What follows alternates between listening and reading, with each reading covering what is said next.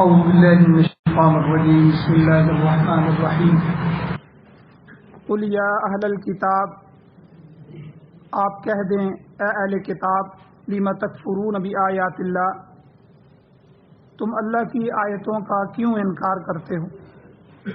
واللہ شہید علی ما تعملون، اور اللہ تعالی گواہ ہے اس پر جو تم عمل کر رہے ہو۔ قل یا اہل الکتاب، اے میرے پیغمبر آپ پھر اعلان کیجئے، پھر ان کو کہیں اے اہل کتاب، لم تصدون عن سبیل اللہ، کیوں تم روکتے ہو اللہ کے راستے سے من آمنا، اس شخص کو جو ایمان لایا، ایمان والوں کو اللہ کے راستے میں آنے سے رکاوٹ کیوں بنتے ہو؟ تبغونہا عوجا، تم تلاش کرتے ہو اس میں کجی، کمی، وَأَنْتُمْ شُهَدَاءَ، حالانکہ تمہیں پتہ ہے تم گواہ ہو، وَمَا اللَّهُ بِغَافِلٍ عَمَّا تَعْمَلُونَ، اور اللہ تعالی غافل نہیں ہے اس سے جو تم عمل کرتے ہو۔ اب اہل ایمان کو خطاب فرمایا، یا ایھا الذین آمنوا، اے ایمان والو، ان تطیعوا، اگر تم اطاعت کرو گے، فریقا من الذین اوتوا الکتاب، ان لوگوں کی جن کو کتاب دی گئی، یعنی اہل کتاب یہود و نصارہ میں سے کسی ایک فریق یا کسی ایک گروہ کی، تو یردوکم بعد ایمانکم کافرین، وہ تمہیں پلٹا دیں گے، لوٹا دیں گے تمہارے ایمان لانے کے بعد کفر میں، وہ تمہیں کافر بنا دیں گے۔ وَكَيْفَ تَكْفُرُونَ، اور کس طرح، کیسے تم کفر کر سکتے ہو، وَأَنْتُمْ تُتْلَى عَلَيْكُمْ آیاتُ اللَّهِ، حالانکہ تمہارے اوپر اللہ کی آیتیں تلاوت کی جاتی ہیں، قرآن پڑھا جاتا ہے، وفیکم رسول، اور تمہارے درمیان اس کا رسول موجود ہے، ومن یعتصم باللہ، جو شخص مضبوطی سے پکڑے گا اللہ تعالیٰ کو، فقد ہدی الی صراط مستقیم، پس تحقیق کہ وہ ہدایت دیا گیا ہے سیدھے راستے کی طرف۔ سورہ آل عمران کی آیت نمبر 98، 99، 100 اور 101، 4 آیتیں آپ کے سامنے تلاوت ہوئی ہیں۔ تقریباً ان کے 3 درس پہلے گزر چکے ہیں، ان آیات میں آج چوتھا درس ہے۔ پچھلے 3 درس تھے اہل کتاب کے متعلق، اللہ نے اہل کتاب کو، یہودیوں کو اور عیسائیوں کو مخاطب کر کے 2 حکم دیے 2 مختلف آیتوں کے اندر۔ پہلی آیت میں اللہ نے یہ فرمایا کہ جب تمہیں پتہ چل گیا ہے اور دلائل آ گئے ہیں، قرآن مجید کی آیات آ گئی ہیں اور حقائق تمہارے سامنے کھل گئے ہیں، تو اب تم ایمان کیوں نہیں لاتے؟ اب تم اللہ کی آیتوں کا کفر کیوں کرتے ہو؟ اب ان کا انکار کیوں کرتے ہو؟ اور دوسری بات پھر اللہ نے کہا کہ اے میرے محبوب آپ ان سے پھر کہیں، قل یا اہل الکتاب لم تصدون عن سبیل اللہ من آمن، اچھا تم خود ایمان نہیں لاتے ہو تو دوسرے ایمان لانے والوں کے ایمان میں رکاوٹ کیوں بنتے ہو؟ ان کو کیوں ایمان سے روکتے ہو؟ ان کے ایمان نہ لانے کا سبب کیوں بنتے ہو؟ اور اس کی مکمل تشریح پچھلے 3 درسوں میں گزر چکی ہے، کس طرح حضور علیہ الصلوۃ والسلام کے زمانے میں جو اہل کتاب تھے، یہود و نصارہ، اسلام کے کس طرح مخالف ہوئے، کس طرح انہوں نے رکاوٹیں ڈالیں، کس طرح حضور کو پریشان کیا، اور کیا کیا واقعات ہوئے کہ حضور نے ان کو مدینہ سے نکالا، مدینہ سے پھر خیبر گئے، اور پھر خیبر سے ان کو جلا وطن کیا گیا، پوری دنیا میں پھیل گئے، لیکن آج تک ان کو کوئی ایسا ملک نہیں ملا یہودیوں کو کہ جس ملک میں وہ آرام سے اپنے لوگوں کو بسا سکے۔ آج اسرائیل کے نام سے یہ سارا ملک فلسطین کا ہے، مسلمانوں کا ہے، اور اس پر قبضہ کر کے ایک قبضہ شدہ زمین حاصل کی ہے، اور اس کا بھی ان کو کوئی اعتماد نہیں ہے کہ دنیا ہمیں تسلیم ہی نہیں کر رہی، آج تک اسلامی دنیا خاص کر کے ان کو تسلیم نہیں کر رہی، تو اس کی ان کو بڑی تکلیف آج تک موجود ہے۔ اور اس کا سبب کیا ہے کہ حضور علیہ الصلوۃ والسلام نے ان کی بدبختیوں کی وجہ سے مدینہ سے ان کو نکالا، پھر خیبر سے نکال دیا، اس دن سے یہ در بدر ہو رہے ہیں۔ تو ظاہر بات ہے کہ آج پھر اسلام کے جب یہ دشمن ہوں گے تو پوری آب و تاب کے ساتھ دشمن ہوں گے، اور قرب قیامت تک یہ اسلام کے مخالف چلتے رہیں گے، یہاں تک کہ حضور علیہ الصلوۃ والسلام نے ارشاد فرمایا کہ جب دجال آئے گا تو 70,000 یہودی اصفہان یعنی ایران سے اس کے ساتھ ملیں۔ ایران جو ہے اصل میں مسلمانوں کا سب سے بڑا دشمن ہے، یاد رکھیں۔ آپ ایران کا جو دارالحکومت ہے آپ سرچ کر لیں، وہاں چلے جائیں، سروے کریں، پورے دارالحکومت میں آپ کو ایک بھی مسجد نہیں ملے گی، مسجد بنانے کی اجازت نہیں، اور ان کے پارلیمنٹ میں کسی کو ممبر بننے کی، سنی آدمی کو، مسلمان کو ممبر بننے کی اجازت نہیں ہے کہ وہ وزیر اعظم یا وزیر یا کوئی ممبر بنے۔ اور اسی طرح اگر آپ ان کے دارالحکومت میں یہودیوں کے جو عبادت خانے ہیں یا عیسائیوں کے ہیں چرچ وغیرہ، وہ بے شمار ہیں، تو سب سے پہلے جو دجال کے ساتھی ہوں گے یہ یہودی ہوں۔ تو بہرحال انہوں نے اسلام کے خلاف کس طرح سازشیں کی، کس طرح اسلام کو نقصان پہنچایا، کن کن اداروں کو انہوں نے قیام میں لایا جس سے مسلمانوں کو، اسلام کو نقصان پہنچا، وہ پیچھے تفصیل بیان ہو چکی ہے، گزر چکی ہے۔ آج کی اگلی 2 آیتیں ہیں جن میں اللہ تعالیٰ یہودیوں کو نہیں، عیسائیوں کے نہیں، بلکہ ایمان والوں کو خطاب کر رہے ہیں۔ اب اہل کتاب سے شکوہ کرنے کے بعد اہل ایمان سے خطاب، اور ایمان والوں کو اللہ تنبیہ کر رہے ہیں کہ دیکھنا کہیں تم یہود و نصارہ کی سازش کا شکار نہ ہو جانا۔ اگر تم ان کے جال میں پھنس جاؤ گے تو وہ یقیناً ایمان کے ڈاکو ہیں، تمہارے ایمان پر ڈاکہ ڈالیں گے اور تم ہمیشہ کے لیے ناکام اور نامراد ہو جاؤ گے۔ اللہ ارشاد فرماتے ہیں، یا ایھا الذین آمنوا، اے ایمان والو، ان تطیعوا، اگر تم اطاعت کرو گے، فریقا من الذین اوتوا الکتاب، اہل کتاب میں سے کسی ایک گروہ کی، 2 گروہ ہیں یہود اور عیسائی، تو یہود و نصارہ میں سے کسی ایک گروہ کی بھی اطاعت کرو گے، ان کی بات مانو گے، تو نتیجہ کیا ہوگا؟ یردوکم بعد ایمانکم کافرین، یہ لوگ تمہیں تمہارے ایمان کے بعد کفر کی طرف پھیر دیں۔ وجہ کیا ہے کہ ان کے دل میں یہ چیز بری طرح کھٹک رہی ہے کہ تم ایمان کیوں لائے ہو، لہذا ان کی سب سے بڑی کوشش یہ ہے کہ وہ تمہیں تمہارے دین سے بدظن کر کے دوبارہ کفر کے اندھیروں میں دھکیل۔ آج آپ انڈیا میں دیکھیں، ہندوستان میں، تو یہ ہم جتنے لوگ بھی مسلمان ہیں جو انڈیا سے مہاجر تقریباً ہجرت کر کے اس طرف آئے ہیں، بڑے بڑے علماء، بڑے بڑے مدارس جو ہے وہاں سے، ادھر سے مفتی محمد شفیع صاحب رحمہ اللہ، دارالعلوم مفتی تقی عثمانی صاحب کے والد صاحب، اور اسی طرح بہت سے حضرات جو ہے وہاں سے ہجرت کر کے آئے۔ تو ہندوستان میں جو اسلام آیا وہ اولیاء اللہ کی برکت سے، صوفیاء کرام کی برکت سے آیا۔ کروڑوں ہندو وہاں ان کے ہاتھ پر مسلمان ہوئے۔ آج کا ہندو جو ان کی تنظیمیں بنی ہوئی ہیں جو مسلمانوں کو جبرن ہندو بنانے پر تلے ہوئے ہیں، ان کا یہ دعویٰ ہے، وہ یہ کہتے ہیں یہ جتنے بھی مسلمان ہیں یہ پہلے ہندو تھے، ان کے آباء و اجداد ہندو تھے، ان کو جبرن ان کو مسلمان کیا گیا ہے، اب ہمارے اوپر لازم ہے کہ یہ نسلیں ہماری ہیں، ہم ان مسلمانوں کو دوبارہ ہندو بنائیں۔ اور جتنی بھی پھر مسجدیں بنی ہیں، جب وہ مسلمان ہو گئے تھے، ہندو مسلمان ہوئے، تو انہوں نے اپنے مندروں کو گرایا اور مسجدیں بنا دی۔ اب وہ جہاں جہاں پرانی اور بڑی مسجدیں ہیں ہم ان کو گرائیں گے اور ان کی جگہ دوبارہ مندر بنائیں گے۔ تو تاریخی طور پر ایسا تو ہوا ہے کہ وہاں جب مسلمان بستیوں کی بستیاں مسلمان ہوئی ہیں اہل اللہ کے ہاتھوں پر، تو پھر انہوں نے توبہ کی اور مندروں کو چھوڑ دیا اور وہاں اللہ کے گھر مسجدیں بنائیں۔ اب ان کو دوسرے رخ پر دے کر تو مسلمانوں کو تنگ کیا جا رہا ہے، ان کو کا قتل عام کیا جا رہا ہے اور کہتے ہیں دوبارہ ہندو بن جاؤ۔ تو یہ بری طرح ان کے دل میں کھٹک رہا ہے۔ اسی طرح یہود، چونکہ یہ صحابہ اکرام جتنے بھی تھے یا تو یہودی مسلمان ہوئے تھے یا اکثر جو تھے وہ مشرکین مکہ میں سے پہلے مشرک تھے، وہ مسلمان ہوئے تھے، اور کچھ جو ہیں وہ عیسائیت سے تائب ہوئے اور مسلمان ہوئے۔ تو یہودیوں کو پیٹ میں یہ مروڑ تھا اور یہ چیز ان کے دل میں کھٹکتی تھی کہ یہ ہمارے نسلوں کو مسلمان کیے جا رہے ہیں۔ اسلام ایک ایسا دین ہے کہ حضور جس کی طرف رخ کرتے ہیں اس کو مسلمان بنا دیتے ہیں۔ تو ہم ان کو دوبارہ جو ہے وہ کافر بنائیں گے، ان کی مذہب میں لے کے آئیں گے۔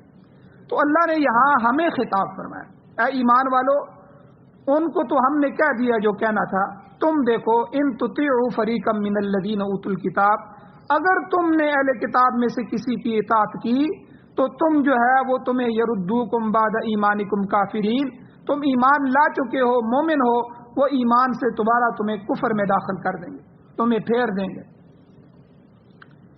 اچھا، ایک جگہ اللہ تعالیٰ نے یہود و نصارہ کی اسی بری خصلت کو قرآن پاک میں یوں بیان فرمایا۔ اللہ کہتے ہیں وَلَن تَرْضَىٰ عَنْكَ الْيَهُودُ وَلَا النَّصَارَىٰ حَتَّىٰ تَتَّبِعَ مِلَّتَهُمْ، یہود و نصارہ اے میرے پیغمبر آپ سے کبھی بھی راضی نہیں ہوں گے جب تک آپ اپنا دین چھوڑ کر ان کا دین اختیار نہ کریں، ان کی ملت میں جب تک نہ آ جائیں، جب تک آپ یہودی یا عیسائی نہ ہو جائیں، اس وقت تک آپ سے یہ راضی نہیں ہوں۔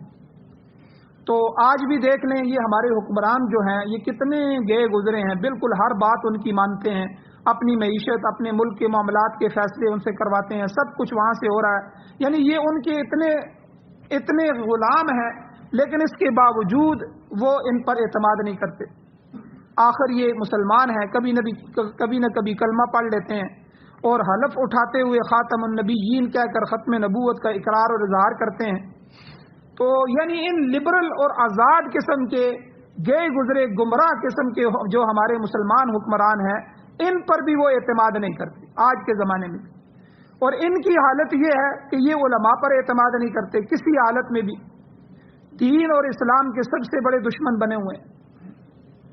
مسجدوں کو گرایا جا رہا ہے، مندروں کو زمینیں دی جا رہی ہیں، اور مندروں کو سرکاری خرچ پر بنایا جا رہا ہے، مسجدوں کو سرکاری خرچ لگا کے گرایا جا رہا ہے، یہ ان کی حالت۔ اور اب علماء اگر ٹائی پہن کے بھی ان کے سامنے آ جائیں پھر بھی یہ علماء پر اعتماد نہیں کرتے۔ وجہ یہ ہے کہ عالم ہی ہوتا ہے، اس کے دل میں علم ہوتا ہے، وہ روشنی ہوتی ہے، چاہے وہ تھوڑی دیر کے لیے دب جائے لیکن کسی وقت بھی روشن ہو سکتی ہے۔ تو ان آیات میں اللہ نے فرمایا کہ وَلَن تَرْضَىٰ عَنْكَ الْيَهُودُ وَلَا النَّصَارَىٰ، کبھی بھی یہ میرے پیغمبر ہرگز وہ آپ سے راضی نہیں ہوں گے، حَتَّىٰ تَتَّبِعَ مِلَّتَهُمْ، یہاں تک کہ آپ ان کی ملت پہ آ جائیں، ان کے دین پہ آ جائیں۔ ایک بات۔ دوسری بات، اللہ نے یہاں ان تطیعوا فرمایا، تطیعوا اطاعت سے ہے۔ اطاعت عقیدے اور اعمال دونوں چیزوں میں ہوتی ہے، یاد رکھیں، ان کا عقیدہ اختیار کر لو یا ان کے اعمال اختیار کرو۔ یہ قرآن مجید میں جو اللہ تعالیٰ نے بار بار فرمایا آمنوا وعملوا الصالحات، آمنوا ایمان سارے عقائد کا ہے، جب تک ہمارا عقیدہ ایک بھی عقیدہ خراب ہو گیا تو سمجھ لے ایمان چلا گیا۔ اب دیکھیں مرزائی قادیانی، ان کا ایک عقیدہ خراب ہے، باقی وہ نماز بھی پڑھتے ہیں ہماری طرح، مسجدیں بھی ہیں، کلمہ بھی پڑھتے ہیں، سب کچھ کرتے ہیں، ایک عقیدہ کہ نبی صلی اللہ علیہ وسلم کے بعد ایک نبی اور ہے، باقی سارے عقیدے ٹھیک ہیں، ایک عقیدہ خراب ہونے کی وجہ سے کافر ہو گئے۔ تو عقائد جتنے بھی ہیں، فرشتوں کے متعلق، اللہ کے متعلق، اللہ کی کتابوں کے متعلق، رسولوں کے متعلق، آخرت کے متعلق، قبر حشر کے متعلق، یہ جتنے عقائد ہیں، ان عقیدوں پر یقین رکھنا، اس کو ایمان کہتے ہیں، یہ آمنو ہے۔ تو اور عامل الصالحات یہ اعمال ہیں، عقیدہ اور اعمال دو چیزیں ہیں۔ جس طرح مسلمانوں کا ایک عقیدہ ہوتا ہے اور اعمال صالحہ ہوتے ہیں، اسی طرح کافروں کا بھی ایک عقیدہ ہوتا ہے، ان کے بھی عقائد ہوتے ہیں، مشرکانہ کفرانہ عقائد ہوتے ہیں، اور اسی طرح اعمال بد ہوتے ہیں، ان کے برے اعمال ہوتے ہیں۔ تو اس لیے آپ فقہ کے اندر دیکھیں گے کہ علماء نے کفر اور نفاق کی دو قسمیں بیان فرمائی، کفر اعتقادی، کفر عملی۔ تو اب جو حدیث میں آتا ہے یا قرآن مجید میں کئی جگہ آتا ہے کہ کسی گناہ کے ساتھ اللہ نے کہہ دیا ہے کہ یہ گناہ اگر تم نے کیا تو تم کو کافر ہو جاؤ گے، حالانکہ اہل سنت والجماعت کا یہ عقیدہ ہے کوئی بھی گناہ کرنے سے آدمی کافر نہیں ہوتا، گناہگار ضرور ہو جاتا ہے، ایمان سے نہیں نکلتا جب تک کہ اس کا عقیدہ خراب نہ ہو۔ تو لیکن اللہ کے نبی نے فرما دیا، اب اس کی کیا تشریح ہوگی؟ مثلا اللہ کے نبی نے ایک جگہ فرمایا من ترک الصلاۃ متعمدا فقد کفر، جس نے جان بوجھ کر نماز چھوڑ دی اس نے کفر کیا۔ ایک جگہ فرمایا کہ مومن اور کافر کے درمیان فرق کرنے والی چیز نماز ہے، یعنی نماز اگر نہ پڑھی تو بندہ کافر ہو گیا.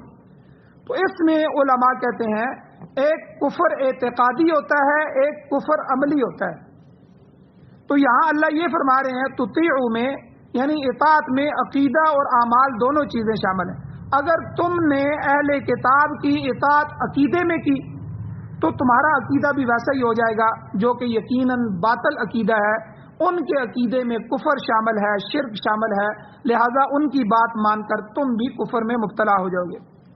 اور اگر عقیدہ تمہارا درست ہوگا، اعمال کے اندر تم ان کے عمل تسلیم کرتے ہو تو تمہارے اعمال کافروں جیسے ہو جائیں گے. تو تمہارا کفر جو ہے وہ کفر عملی کہلائے گا، کفر اعتقادی نہیں ہوگا، کفر عملی کہلائے گا. تو کفر بہرحال کفر ہے، چاہے وہ عقیدے میں ہو یا عمل میں ہو. اور یہ بہت بڑا نقصان ہے. کفار کی اعمال جو ہیں ان کی ایک مثال علماء نے یہ دی ہے کہ وہ آپس میں لڑتے ہیں، برسر بیکار رہتے ہیں. اگر مسلمان بھی ویسا ہی کام شروع کر دیں، آپس میں لڑائی کر دیں، تو ان میں اور ان میں فرق کیا رہ جاتا ہے. حضور علیہ الصلوۃ والسلام کی حدیث ہے، حضور نے ارشاد فرمایا سباب المؤمن فسوق وقتالہ کفر، مسلمان کو گالی دینا یہ فسق ہے اور اس سے لڑائی کرنا یہ کفر ہے.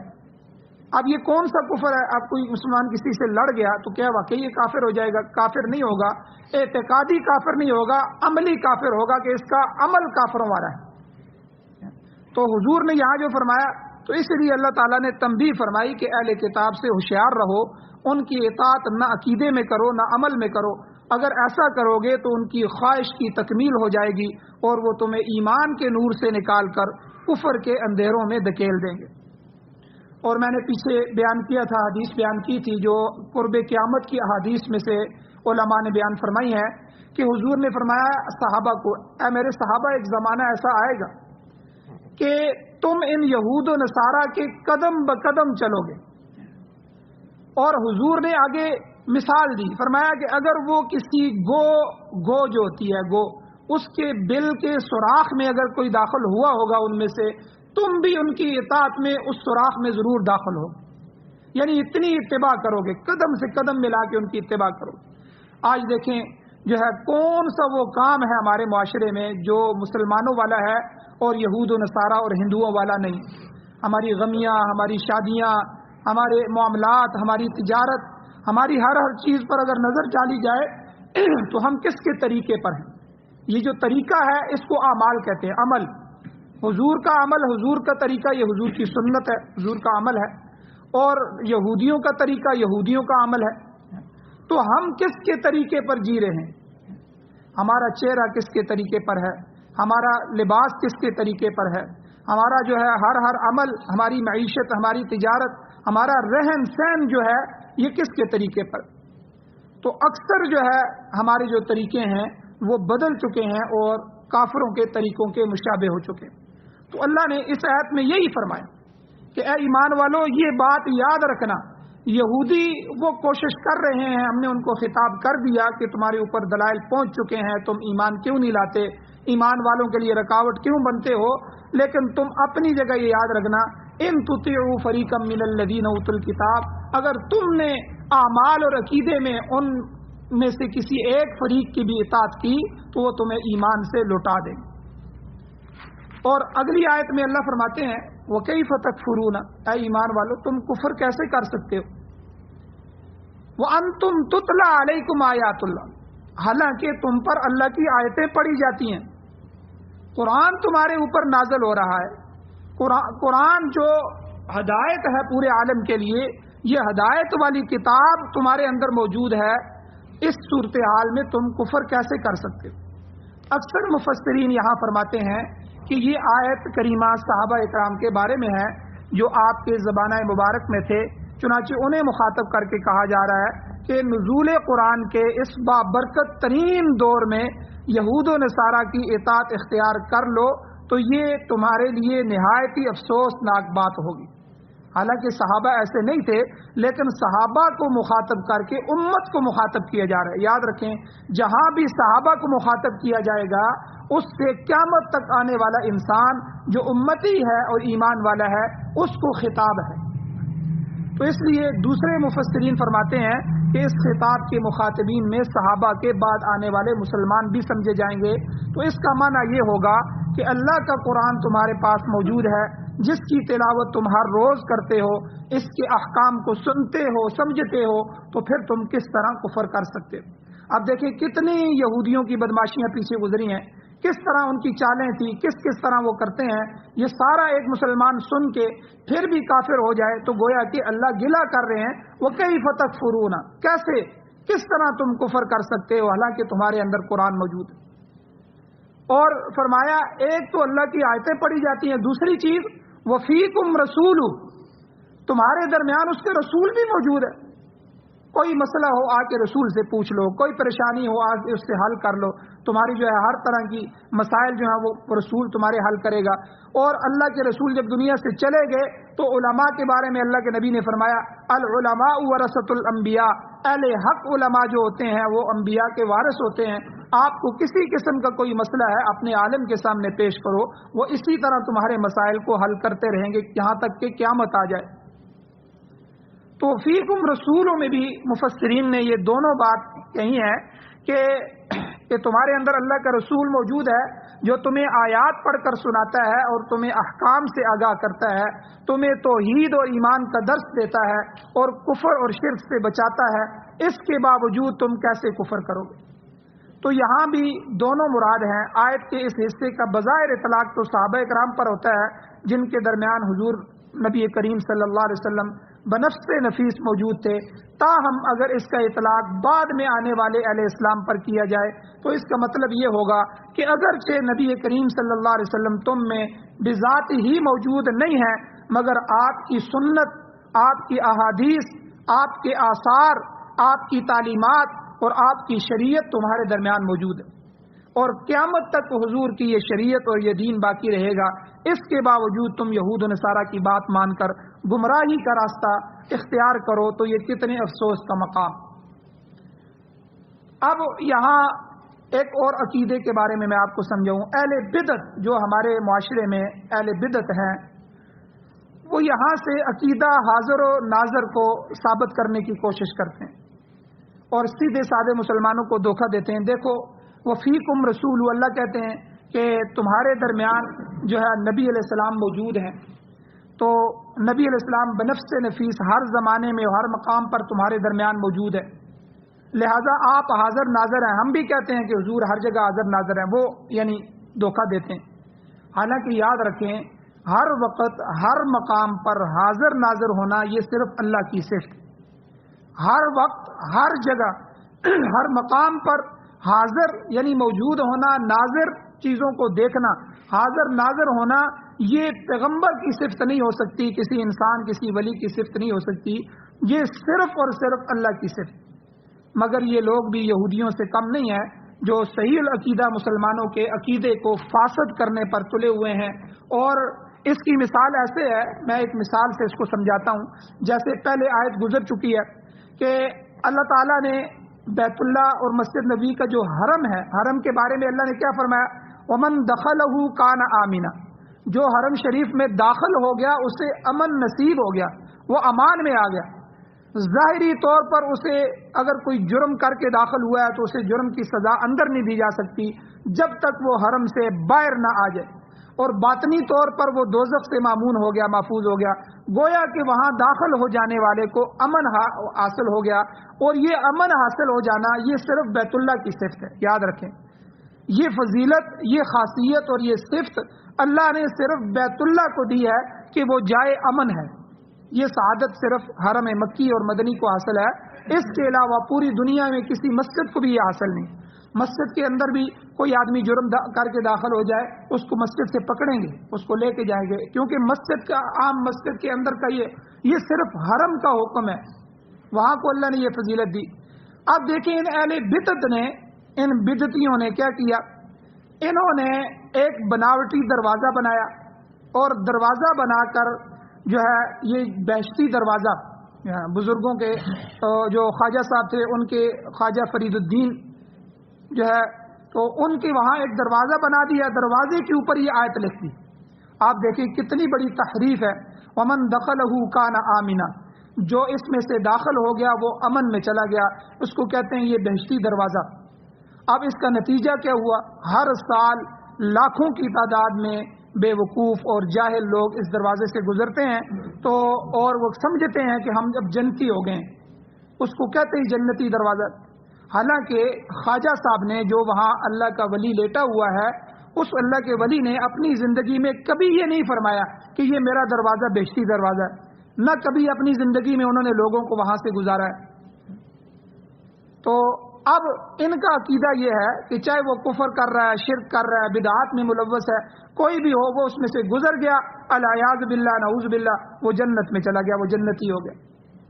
حالانکہ خواجہ فرید الدین تو ماشاءاللہ شیخ الاسلام تھے، نہایت صالح اور نیک انسان تھے، آپ کے ہاتھوں پر لاکھوں افراد نے اسلام قبول کیا، بہت سے راجپوت خاندان آپ کے ہاتھ پر مشرف با اسلام ہوئے، اور اب یہ بات ان کی طرف غلط منسوب کرنا کتنی ناانصافی ہے۔ یعنی محبت کے نام پر، ولی سے محبت کے نام پر، انہی کے ساتھ ان کا نام لے کر انہی کی گدی اور انہی جگہ کی جگہ پر ان کے ساتھ ظلم اور شرک کیا جا رہا ہے، ان کے نام سے شرک کو جاری کیا جا رہا ہے۔ تو اس لیے یاد رکھیں، اللہ تعالیٰ جس کو دین کی سمجھ عطا فرمائے یہ بہت بڑی نعمت ہے۔ بخاری شریف کی حدیث ہے، حضور علیہ السلام نے فرمایا من یرید اللہ بہ خیرا یفقہہ فی الدین، اللہ جس کے ساتھ بھلائی کا، بہتری کا ارادہ فرماتے ہیں اس کو دین کی سمجھ عطا فرماتے ہیں۔ آپ لوگ اللہ تعالیٰ کا شکر ادا کیا کریں، اے اللہ شکر ہے آپ نے ہمیں ایسے لوگوں میں۔ اب شیعہ کے اندر اگر آپ پیدا ہو جاتے تو وہ تو گھوڑے کی پوجا کرتے ہیں، گھوڑے کے اوپر ہاتھ پھیر رہے ہیں، گھوڑے کے نیچے سے گزر رہے ہیں، اس کا تھوک چاٹ رہے ہیں، ٹھیک ہے۔ یعنی آپ اندازہ لگائیں، عقل مند انسان جو جب شرک میں جاتا ہے، جب شرک کے اندر ڈوبتا ہے تو اللہ اس سے، اب ہندوؤں کو دیکھیں گائے کا پیشاب پی رہے ہیں، گائے کی پوجا کر رہے ہیں، اس کی لید اور گوبر جو ہے اس کو اپنے اوپر مل رہے ہیں۔ یعنی انسان شرک میں جب جاتا ہے، اللہ کے ساتھ شرک کرتا ہے، اللہ اس کو کتنا گرا دیتے ہیں، اتنا گرا دیتے ہیں کہ ایک جانور کو اس کے سامنے خدا بنا دیتے ہیں، پھر وہ جانور کی پوجا کرتا ہے، ٹھیک ہے۔